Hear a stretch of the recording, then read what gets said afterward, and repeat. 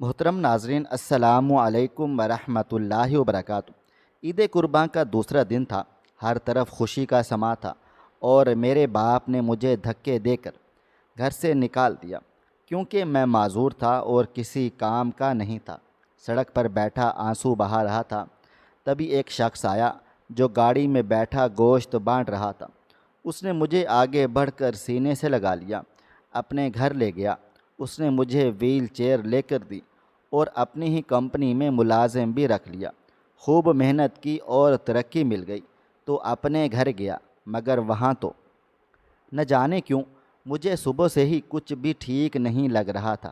آج عید کا دن تھا مگر ہمارے گھر میں عجیب تناؤ سا محسوس ہو رہا تھا۔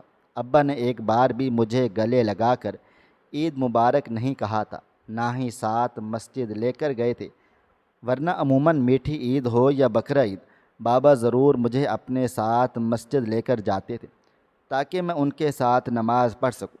میں صبح سویرے ہی جاگ گیا تھا اسی امید کے ساتھ کہ بابا مجھے ضرور مسجد لے کر جائیں گے، لیکن یہ میری خام خیالی ٹھہری تھی۔ وہ چھوٹے بھائی کو اپنے ساتھ مسجد لے گئے تھے اور میں اپنے کمرے میں ہی بیٹھا رہ گیا تھا۔ مجھے بے حد افسوس ہو رہا تھا، انہوں نے آج ایسا کیوں کیا؟ بہت مشکل سے میں نے خود کپڑے تبدیل کیے تھے، مگر مجھے اس بات کا ہرگز شکوہ نہیں تھا۔ اکثر کپڑے میں خود تبدیل کر لیتا تھا، اس میں کوئی بڑی بات نہیں تھی، لیکن آج وقت اتنا ہو چکا تھا کہ بابا ایک بار بھی میرے کمرے میں نہیں آئے تھے۔ میں ٹانگ سے معذور تھا، ٹھیک طرح سے آگے نہیں بڑھ پاتا تھا جب تک کوئی سہارا نہ لگائے۔ کچھ سوچ کر میں بہت مشکل سے کمرے سے باہر کو نکلا تھا۔ گھسیٹ گھسیٹ کر میں اپنے قدم اپنے باپ کے کمرے کی طرف بڑھائے تھے تاکہ کچھ دیر ان کے پاس بیٹھ کر اپنے دل کا حال بیان کر سکوں۔ میں اپنے بابا کے بے حد قریب تھا، اپنی زندگی کا ہر دکھ میں ان سے ہی بیان کر لیتا تھا۔ کبھی کبھی مجھے اپنی ٹانگ کی معذوری کا احساس ہوتا، تب بھی میں انہیں کو ہی اپنی تکلیف جا کر بتاتا تھا اور وہ بہت آرام سے میری ہر بات سن کر مجھے اپنے سینے سے لگا لیتے تھے۔ کبھی بھی مجھے کسی بات کو لے کر ڈانٹتے نہیں تھے اور نہ ہی جھڑکتے تھے، مگر آج کچھ عجیب سا تھا۔ ان کا انداز ہر شے بدلی ہوئی تھی۔ ہاں، صبح کے وقت جب وہ نماز پڑھ کر آئے تھے تب انہوں نے بلند آواز میں سلام کیا تھا، چھوٹی بہن کو گلے سے لگایا تھا، امی جان کو مبارکباد دی تھی، لیکن ایک بار بھی انہوں نے میرے کمرے میں نہیں جھانکا تھا اور نہ ہی ماں، بہن، بھائی کوئی آیا تھا۔ میرا دل بہت اداس ہو رہا تھا۔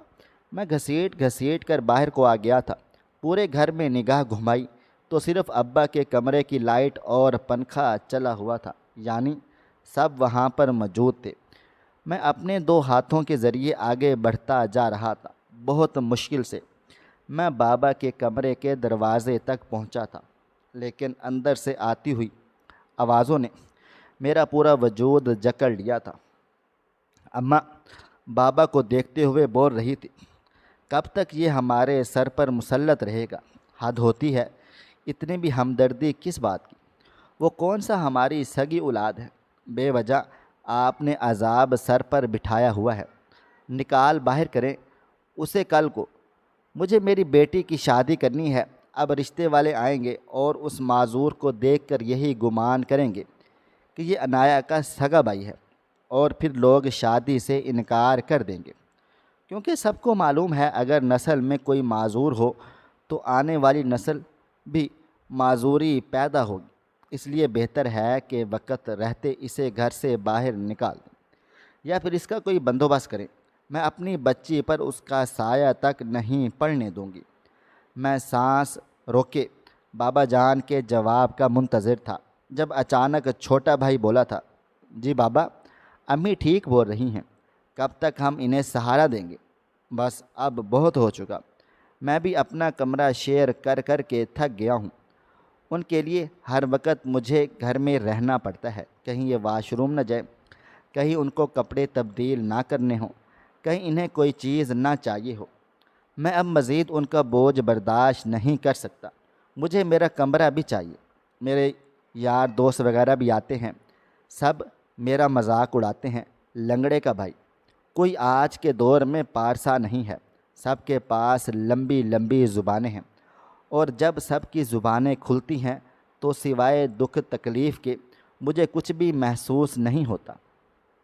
میں نے ضبط سے آنکھیں میچ لی تھی، مگر اب بھی مجھے صرف اور صرف اپنے باپ کے جواب کا انتظار تھا، لیکن ان کی طرف سے کوئی جواب نہیں آیا تھا۔ چند لمحے تک میں دروازے کے پاس ہی بیٹھا ہوا تھا، ان کے جواب کا انتظار کرتا رہا تھا، اور پھر خاموشی سے اپنے کمرے کی طرف بڑھ گیا تھا۔ مجھے بے حد افسوس ہو رہا تھا کہ عید کا پہلا دن اور اس طرح کی باتیں۔ افسوس اس بات پر زیادہ تھا کہ بابا جان نے کچھ کیوں نہیں کہا۔ ہاں، بے شک میں عنایا کا چھوٹے بھائی کا اور امی کی سگی اولاد نہیں تھا، لیکن میں ابا کی تو سگی اولاد تھا نا، ان کی پہلی بیوی کا بیٹا۔ وہ ایسے کیسے میرے بارے میں یہ سب باتیں برداشت کر سکتے تھے؟ کمرے میں بیٹھ کر میں خوب رویا تھا۔ ہر اولاد کے لیے اس کا باپ اس کا آئیڈل ہوتا ہے۔ وہ اپنے باپ پر ہمیشہ بھروسہ کرتا ہے کہ وہ کسی بھی مقام پر اس کا ساتھ نہیں چھوڑے گا، اس کا ہاتھ تھام کر رکھے گا، کسی کو کچھ غلط بولنے نہیں دے گا۔ مگر آج بابا کی چپ نے مجھے ہرا دیا تھا۔ کافی دیر تک میں کمرے میں بیٹھا روتا رہا تھا، اللہ تعالیٰ سے دعا کرتا رہا تھا کہ جس طرح کی یہ باتیں یہ لوگ کر رہے ہیں، اس بات پر ایمان لے کر نہ آئیں، کیونکہ اگر مجھے گھر سے نکالا گیا تو میں کہاں جاؤں گا؟ خاندان میں بھی کوئی ایسا نہیں تھا جو ہمدردی کے نام پر بھی میرا سہارا بنتا۔ اگر کسی انسان کے پاس پاؤں نہ ہوتے تو واقعی وہ بے سہارا ہو جاتا ہے، دوسروں کی زندگی پر انحصار کرنے لگتا ہے۔ اور میں اب اللہ تعالیٰ سے یہی دعا کر رہا تھا کہ مجھے میرے اپنوں کا دکھ تو منظور ہے، کوئی غیر مجھے دکھ نہ دے، کیونکہ میں اپنوں کی باتیں تو برداشت کر سکتا ہوں، لیکن کسی غیر کی باتیں نہیں۔ وقت دھیرے دھیرے گزرتا چلا جا رہا تھا۔ دوپہر کے وقت عنایا بس بریانی لے کر آئی تھی، اس کے علاوہ اس نے کوئی دوسری بات نہیں کی تھی۔ حالانکہ میں اس سے ادھر ادھر کی باتیں کرنے کی کوشش کرتا رہا تھا، مگر وہ یکدم مجھے جھاڑ چکی تھی کہ پلیز خاموش ہو جائیں، میرا دل نہیں چاہ رہا کسی بھی قسم کی بات کرنے کا، اور میں صرف اسے دیکھ کر ہی رہ گیا تھا، کیونکہ آج سے پہلے عنایا نے کبھی مجھ سے اس طرح کی گفتگو نہیں کی تھی، بلکہ وہ ہمیشہ پیار محبت سے پیش آتی تھی اور ہمیشہ بڑے بھائی ہونے کی حیثیت سے عزت دیتی تھی۔ یقیناً اس کو بھی اس بات کا علم نہیں تھا کہ میں اس کا سوتیلا بھائی ہوں۔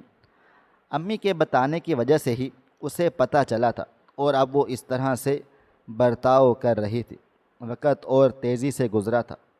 رات کے وقت چھوٹے بھائی نے آ کر کھانا دیا تو میں نے اس سے بابا کا مطالبہ کیا تو وہ یکدم بدتمیزی پر اتر آیا تھا۔ ہر وقت بابا بابا کرتے رہتے ہو، کیا ہو گیا ہے؟ آپ کو واش روم بھی تو گئے ہیں، پانی بھی مل رہا ہے، کھانا بھی مل رہا ہے، تو بابا کیوں چاہیے؟ انسان ہے، وہ امی کے ساتھ خالہ کے گھر گئے ہوئے ہیں، اور انہیں سکون سے رہنے دیا کرو، ہر وقت ان کے سر پر سوار رہتے ہیں۔ یہ کہتے ہی وہ کمرے سے باہر کو چلا گیا تھا، جبکہ میں اس کی محض پشت دیکھتا رہ گیا تھا کہ یہ کس طرح مجھ سے بات کر رہا ہے۔ میں نے سوچ لیا تھا کہ میں بابا سے ضرور کہوں گا، یہ کوئی طریقہ نہیں ہے، عنایا بھی چھوٹی ہے اور یہ بھی چھوٹا ہے، ان دونوں کو میری تکلیف کا اندازہ ہو اور میرا احساس ہونا چاہیے۔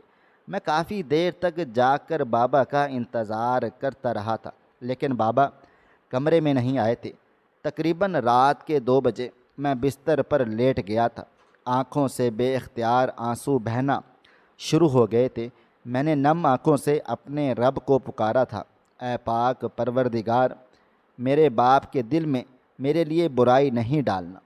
میرے پاس صرف ایک واحد سہارا میرا باپ ہے، اس کے علاوہ آج تک میں نے کبھی کسی کی طرف آنکھ اٹھا کر بھی نہیں دیکھا۔ کبھی یہ دل میں خیال پیدا ہی نہیں کیا کہ کوئی مجھ سے ہمدردی کرے، کوئی مجھ سے پیار کرے، کیونکہ میرے پاس میرا باپ موجود ہے اور مجھے میرے باپ کے علاوہ اور کوئی بھی نہیں چاہیے۔ پوری رات اسی عجیب کیفیت میں گزر گئی تھی۔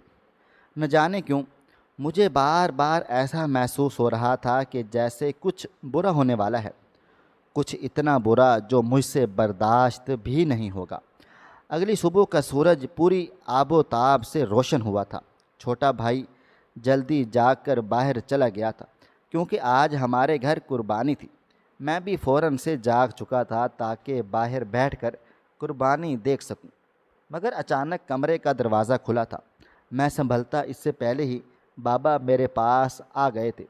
مجھے دیکھتے ہوئے بولے، دیکھو شعیب بیٹا، میں جانتا ہوں تمہیں آج میرے اس عمل سے تکلیف ہوگی، مگر میں اب تھک چکا ہوں۔ کب تک تمہارا بوجھ اپنے سر پر لیے پھرتا رہوں گا؟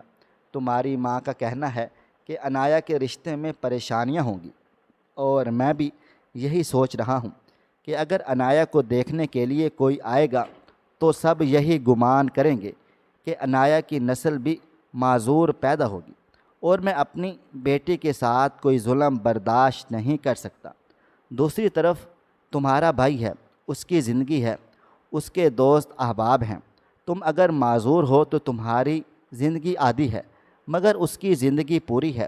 اب تمہیں اس کی بھی فیلنگز کا احساس کرنا چاہیے۔ دوسری طرف تمہاری ماں ہے، اس کا خاندان ہے۔ اب وہ تمہاری سگی ماں تو نہیں ہے نا، جو تمہارا دکھ درد سمجھے گی۔ اس لیے بیٹا مجھے معاف کرنا، میں تمہارا سہارا نہیں بن سکتا۔ معذرت کے ساتھ آج میں تمہیں اپنے گھر سے نکال رہا ہوں۔ ان کے الفاظ نہیں گویا خنجر تھے جو دوسری عید کے روز میرے سینے میں پیوست کیے جا رہے تھے۔ میں پھٹی پھٹی نگاہوں سے اپنے باپ کو دیکھ رہا تھا۔ میں کچھ کہتا اس سے پہلے ہی انہوں نے مجھے بازو سے پکڑ کر کھڑا کیا تھا۔ میری ایک ٹانگ تھوڑی بہت کام کرتی تھی، وہ مجھے زبردستی گھسیٹنا شروع کر چکے تھے۔ میں ان سے منت سماجت کرنا چاہتا تھا کہ بابا میرے ساتھ ایسا ظلم نہ کریں، میں کسی سے کچھ بھی نہیں کہوں گا، بلکہ میں خود بتا دوں گا کہ میں آپ کی پہلی بیوی کی اولاد ہوں۔ مگر میں اتنی بے یقینی کی کیفیت میں تھا کہ میں بابا کو کچھ بول ہی نہیں پا رہا تھا، بس سن ہوئے انہیں دیکھے چلے جا رہا تھا۔ وہ مجھے گھر سے باہر لے آئے تھے اور سیدھا روڈ کی طرف بڑھ چکے تھے۔ میں حیران تھا، وہ اتنے سنگ دل کیسے ہو سکتے ہیں؟ مجھے معلوم تھا کہ وہ مجھے دور کیوں چھوڑنے جا رہے تھے، کیونکہ اگر وہ مجھے دروازے پر نکالتے تو میں کہیں بیٹھا رہتا اور انہیں ترس آ جاتا، یا پھر خاندان یا گلی محلے کا کوئی شخص مجھے دیکھ لیتا تو گھر کے اندر کر دیتا۔ یقیناً یہ مشورہ ان کی بیوی نہیں دیا ہوگا کہ تم اسے گھر سے دور چھوڑ کر آنا۔ وہ مجھے روڈ پر یکدم پھینکتے ہوئے بولے، اب کبھی بھی میرے دروازے کی طرف رخ نہیں کرنا۔ اگر ذرا بھی غیرت ہو تو کہیں ڈوب مرنا، مگر لوٹ کر نہیں آنا۔ ان کا اجنبی انداز میرے رونگٹے کھڑے کر چکا تھا۔ کل تک یہی باپ مجھے سینے سے لگاتا تھا، مجھے پیار کرتا تھا، میری فیلنگ سمجھتا تھا، اور آج یہی باپ مجھے دیکھنا بھی نہیں چاہ رہا تھا۔ وہ مجھ پر ایک قہر آلود نگاہ ڈال کر جا چکے تھے، اور میں بالکل بے یار و مددگار زمین پر پڑا ہوا تھا۔ دل خون کے آنسو رو رہا تھا۔ ایسا کیوں ہوا تھا؟ مجھے کچھ بھی سمجھ میں نہیں آ رہا تھا۔ بمشکل میں گھسیٹ گھسیٹ کر خود کو فٹ پاتھ پر لے آیا تھا اور سر جھکا کر بیٹھ گیا تھا۔ چند لمحے لگے تھے مجھے تمام معاملہ سمجھنے میں کہ اب میرے پاس چھت نہیں رہی۔ میرا دل ایسا ہو رہا تھا کہ جیسے ابھی پھٹ جائے گا۔ میں بیدار ہوا تھا، منہ تک نہیں دھو پایا تھا، میں نے ناشتہ بھی نہیں کیا تھا، اور میرے باپ نے مجھے نکال دیا۔ یہ خیال ہی مجھے بے موت مار رہا تھا۔ کم سے کم وہ مجھے ناشتہ کرنے کی تو مہلت دے سکتے تھے نا۔ لیکن ان کے دل میں شاید رحم ہی ختم ہو گیا تھا۔ میں سر جھکائے اب آنسو بہانے لگ گیا تھا۔ میں خود کو روک رہا تھا کہ میں نہ روں، یہ سب ہونا ہی تھا۔ کل ہی مجھے اس بات کا احساس ہو گیا تھا، لیکن آنسو خود بخود آنکھوں سے بہے چلے جا رہے تھے۔ چند لمحے کے بعد مجھے اپنا دل رکتا ہوا محسوس ہونے لگا تھا۔ یہ بات میرے اعصاب جھنجھوڑ رہی تھی کہ میرا باپ مجھے نکال چکا ہے، میرے پاس اب کچھ بھی نہیں بچا، میرے پاس چھت نہیں ہے۔ میں کتنا ہی خود کو سمجھا لیتا، مگر یہ ایک تلخ حقیقت تھی کہ مجھے اب بھیک مانگ کر اپنا گزارا کرنا ہوگا۔ میرا دل تڑپ رہا تھا، آنکھوں سے آنسو جھرنے کی مانند بہنا شروع ہو گئے تھے۔ عید کے دن میرے لیے عذاب بن چکے تھے، اب میں باقاعدہ آواز سے رو رہا تھا۔ چند لمحے گزرے جب اچانک مجھے اپنے کندھے پر کسی کا ہاتھ محسوس ہوا۔ میں نے پلٹ کر دیکھا تو ایک نوجوان آدمی میرے سامنے کھڑا ہوا تھا۔ وہ بالکل میرے برابر میں آ کر بیٹھ گیا تھا اور میرا کندھا تھپ تھپاتے ہوئے بولا، کیا ہو گیا نوجوان، کس لیے آنسو بہا رہے ہو؟ اللہ تعالیٰ نے جب تمہیں دو آنکھیں عطا کی ہیں، دو سلامت ہاتھ دیے ہیں، تو کیوں رو رہے ہو؟ ہوا کیا ہے؟ چند لمحے میں خاموش رہا تھا اور پھر تڑپ کر اسی شخص کے گلے لگ گیا تھا۔ میں نہیں جانتا تھا وہ کون ہے، کہاں سے چلا آیا ہے، کیوں میرے پاس بیٹھا ہے۔ بس اس وقت مجھے اپنا دل ہلکا کرنا تھا، اور دل ہلکا کرنے کے لیے مجھے ایک کندھا چاہیے تھا۔ کافی دیر تک میں اس کے سینے سے لگا روتا رہا تھا، اور پھر اس آدمی نے مجھے بہت آرام سکون سے خود سے علیحدہ کیا تھا اور میری جانب دیکھتے ہوئے بولا، اب بتاؤ کیا ہوا ہے، کیوں روئے چلے جا رہے ہو؟ تمہیں دیکھ کر صاف پتہ چلتا ہے کہ تم کسی اچھے گھر سے تعلق رکھتے ہو، سب خیریت ہے؟ میں بالکل خاموش سر جھکائے بیٹھا ہوا تھا، اور پھر دھیرے دھیرے میں اس کو اپنی تلخ حقیقت کے بارے میں بتانے لگا تھا کہ واقعی میں بہت اچھے گھرانے سے تعلق رکھتا ہوں، لیکن میرے اپنے ظالم بن گئے ہیں، ان کے دل مر چکے ہیں، جذبات احساسات سب فنا ہو گئے ہیں۔ انہوں نے مجھے اپنے گھر سے نکال دیا ہے کیونکہ میں ان سب پر آسیب کی مانند سوار ہو گیا ہوں۔ لیکن ایسا ہرگز نہیں ہے، میں نے کبھی کسی کے لیے کچھ برا نہیں کیا اور نہ ہی برا چاہا ہے، بلکہ ہمیشہ سب کی عزت کی ہے۔ اپنے باپ کو اپنا دوست، اپنا ہمراز بنایا، اپنی بہن کو اپنی بیٹی سمجھا، ستیلی ماں کو بھی سگی ماں کا درجہ دیا، اور بھائی کو بھی اپنی اولاد کی طرح چاہا، لیکن سب نے مجھے دھتکار دیا صرف اس لیے کہ میں معذور ہوں۔ کیا ایک معذور انسان نہیں ہوتا؟ اس کے سینے میں دل نہیں ہوتا؟ وہ اللہ کی مخلوق نہیں ہے؟ یہ دنیا صرف ان لوگوں کے لیے ہے جو مکمل ہیں، مگر میں کہتا ہوں کہ یہ لوگ مکمل نہیں ہیں۔ جس انسان کے سینے میں دل نہیں، وہ مکمل کیسے ہو سکتا ہے؟ میں بولتے بولتے ایک بار پھر سے رو پڑا تھا، جبکہ وہ آدمی مجھے سہارا دے کر کھڑا کرتے ہوئے بولا تھا، وہ میری گاڑی ہے، میں گوشت بانٹنے کے لیے نکلا ہوا تھا، لیکن مجھے نہیں معلوم تھا کہ آج مجھے میرا چھوٹا بھائی مل جائے گا۔ تمہاری کہانی سن کر مجھے واقعی احساس ہو رہا ہے کہ ہماری دنیا میں انسان ختم ہوتے جا رہے ہیں، صرف مٹی کے مجسمے ہیں جو اس دنیا میں اپنا آپ سنوارنے کی جستجو میں لگے ہوئے ہیں۔ مگر میں انسان بننا چاہتا ہوں، کیا تم میرے ساتھ میرے گھر چلو گے؟ کیونکہ مجھے معلوم ہے تمہارے پاس اب کوئی بھی سہارا نہیں ہے۔ اپنی انا میں آ کر اس آفر کو ٹھکرانا مت۔ دیکھو، اگر تم یہاں پر رہو گے تو فٹ پاتھ پر رہتے ہوئے تمہیں سوائے بھیک کے اور کچھ بھی نہیں ملے گا۔ زندگی صرف اور صرف دوسروں پر ڈیپینڈنٹ ہو کر گزارنی پڑے گی۔ لیکن اگر تم میرے ساتھ چلتے ہو تو میں تمہیں گھر دوں گا، اچھی نوکری دوں گا، کپڑے دوں گا، ایک خوشحال زندگی گزارنے کا موقع دوں گا۔ اب یہ تم پر ہے کہ تم چل رہے ہو یا پھر یہاں روڈ پر بھیک مانگو گے۔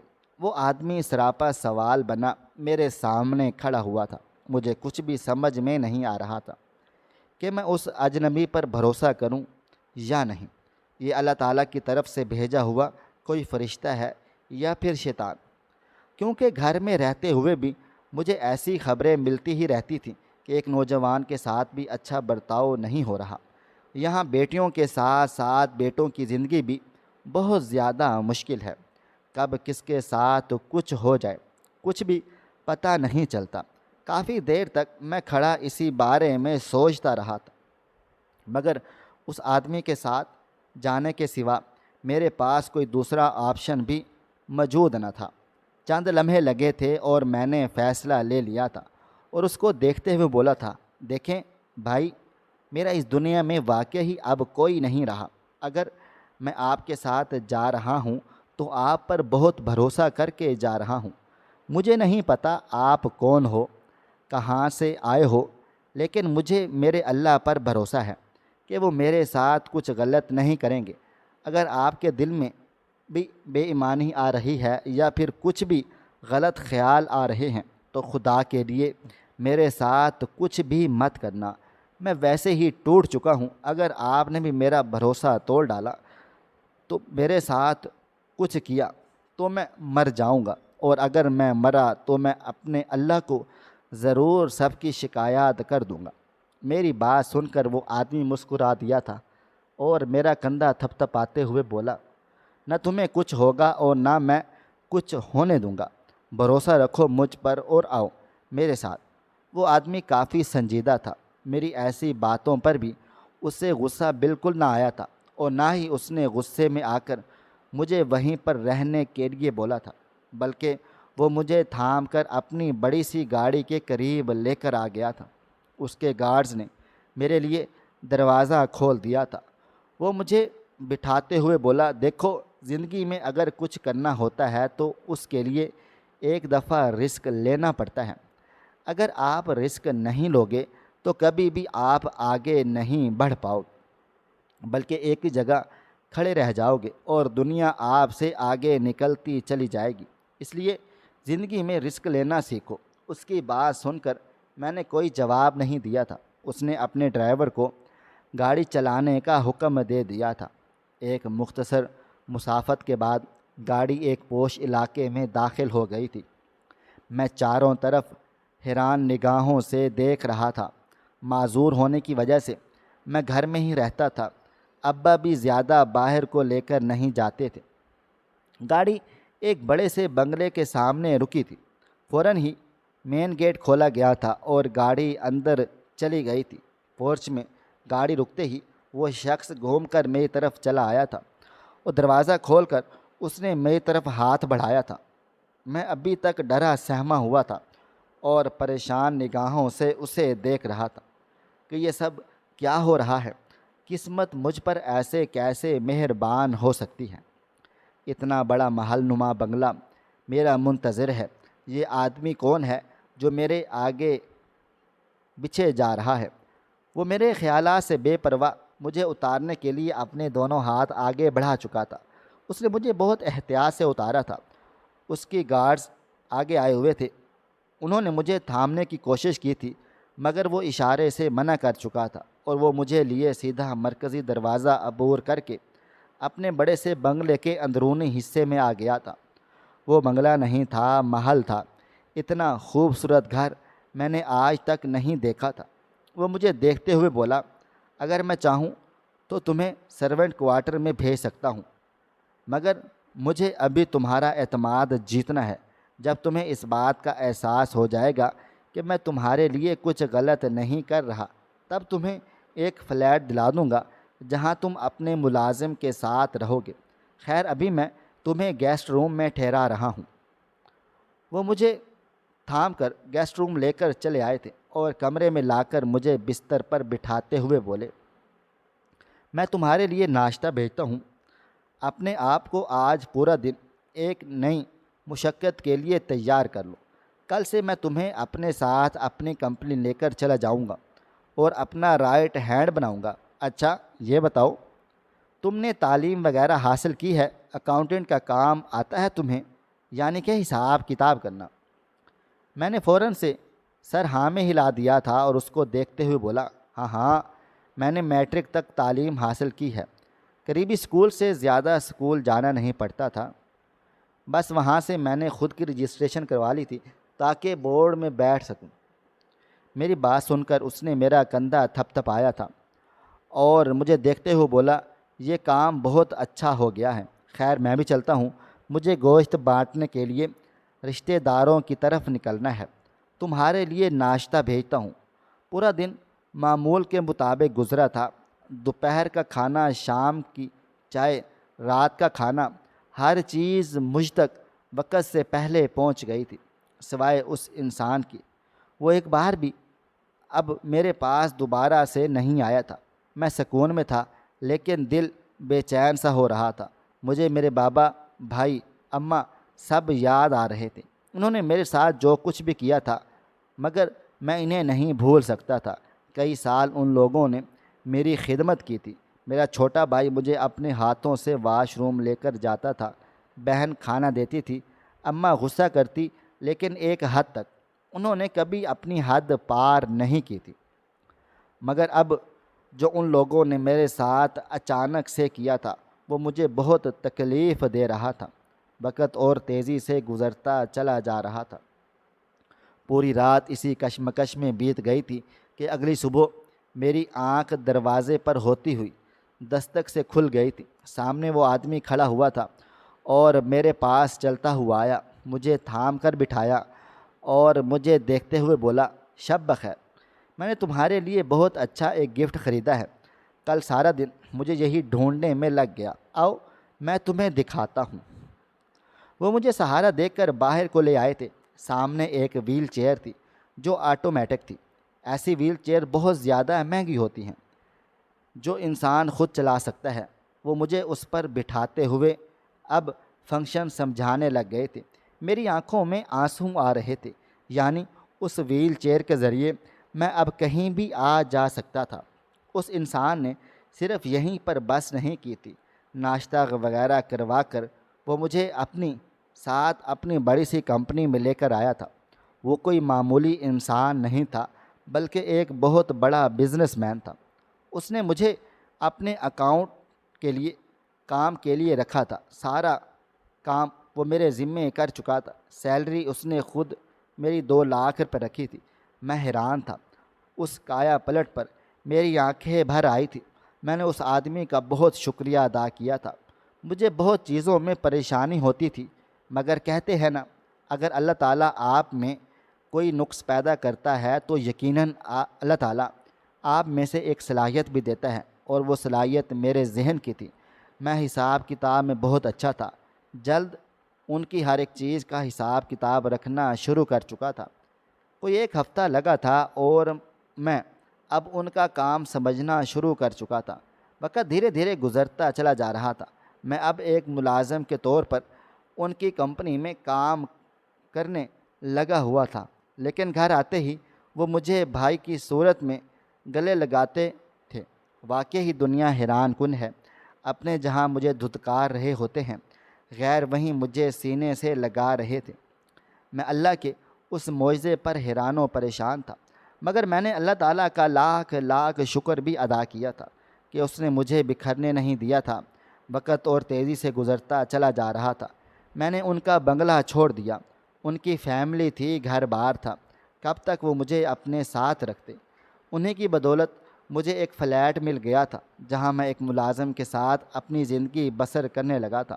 صبح کمپنی چلا جاتا اور رات کو واپس آ کر آرام کرتا۔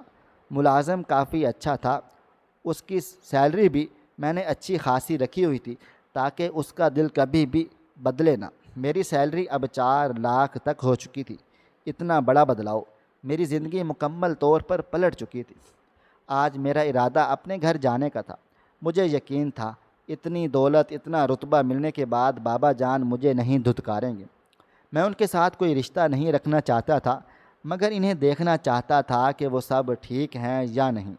میں آفس کی گاڑی میں ہی اپنے گھر پہنچا تھا، مگر سامنے کا منظر دیکھ میری حالت بہت خراب ہو گئی تھی۔ ایسا لگتا تھا جیسے قدموں تلے سے زمین نکل چکی ہو۔ میرا باپ دونوں پاؤں سے معذور دروازے پر بیٹھا آلو کی چاٹ بیچ رہا تھا۔ ایسا لگتا تھا جیسے کسی نے میرا دل مٹھی میں لے کر مسل دیا ہو۔ میں اپنی ویل چیئر پر ان کے قریب پہنچا تو وہ مجھے دیکھ کر چند لمحے ساکن رہ گئے، اور پھر وہ ہوا تھا جس کا میں نے کبھی تصور بھی نہیں کیا تھا۔ وہ سسکتے ہوئے میرے قدموں میں گر گئے تھے۔ میرے ملازم نے ہی انہیں سنبھالا تھا۔ وہاں جا کر مجھے پتہ چلا تھا کہ میرے بھائی اور باپ دونوں کا بائک پر بہت خطرناک ایکسیڈنٹ ہو گیا تھا، جس کے بعد ان دونوں کی ٹانگیں نہیں رہی تھی۔ جس روز انہوں نے مجھے گھر سے نکالا تھا، اس کے 2 روز کے بعد ہی ان کا یہ خطرناک ایکسیڈنٹ ہوا تھا۔ وہ مجھے گھر کے اندر لے کر آئے تھے۔ سامنے ہی میرا بھائی دونوں ٹانگوں سے معذور اماں اور بہن کے ساتھ بیٹھا سلائی کا کام کر رہا تھا۔ وہ دونوں کپڑے سی رہی تھیں اور وہ دھاگے کاٹ رہا تھا۔ مجھے دیکھ کر سب لوگ ایسے ہو گئے تھے جیسے کاٹو تو بدن میں لہو نہیں۔ اور پھر بالکل بابا جان کی طرح ہی وہ سب بھی میرے قدموں میں بیٹھ کر رو دیے تھے کہ ہم نے تمہارے ساتھ بہت غلط کیا اور قدرت نے ہم سب سے سب کچھ چھین لیا ہے۔ میں اس روز بہت زیادہ دل برداشتہ ہوا تھا کہ اتنے سال میں اپنی فیملی سے دور کیوں رہا ہوں۔ جب میرے پاس پیسے آ گئے تھے، میں تھوڑا بہت کامیاب ہو گیا تھا، تب مجھے پلٹ کر آنا چاہیے تھا، ان کی خیر خبر لینی چاہیے تھی۔ مگر اپنا غصہ، اپنی تکلیف میں نے اوپر رکھی ہوئی تھی اور اپنی فیملی کو بھول گیا تھا۔ سب سے پہلے میں نے انایا کا رشتہ لگوا دیا تھا تاکہ جلد سے جلد وہ معصوم اپنی زندگی میں آگے بڑھ سکے۔ اس کی شادی کروا دی تھی اور اپنے بل بوتے پر اپنے باپ اور بھائی کو ایک کریانے کی دکان کروائی تھی تاکہ ان کی زندگی کا بھی گزر بسر شروع ہو سکے، اور اپنی ماں کو ایک چھوٹا سا سلائی سینٹر بنوا کر دیا تھا تاکہ وہ اور لڑکیوں کو بھی یہ ہنر دیں اور اپنی زندگی سنوار دیں۔ میں ہر ہفتے ان لوگوں سے ملنے کے لیے آتا تھا۔ بابا جان نے بہت کہا کہ تم واپس لوٹ آؤ، مگر مجھ میں اتنی ہمت نہیں تھی کہ وہ ضلالت سہنے کے بعد میں واپس اسی گھر میں رہنا شروع کر دیتا۔ میں آج بھی اپنے فلیٹ میں رہتا ہوں، لیکن اپنے ماں باپ کو نہیں چھوڑا۔ میں نے اپنی پوری زندگی سے صرف ایک سبق سیکھا ہے، مکافات عمل صرف ایک لفظ نہیں ہے، یہ اللہ تعالیٰ کا بنایا ہوا ایک اصول ہے۔ اگر آپ کسی کے ساتھ غلط کرو گے تو پلٹ کر زندگی میں ایک بار آپ کے سامنے ضرور آئے گا۔ اس لیے کسی کے ساتھ بھی غلط کرنے سے پہلے 1000 بار سوچو، کیونکہ وہ رب جب رسی کھینچتا ہے تو منہ کے بل گرا دیتا ہے۔ ناظرین، آپ کو ہماری آج کی کہانی کیسی لگی؟ کومنٹ باکس میں اپنی رائے کا اظہار ضرور کریں۔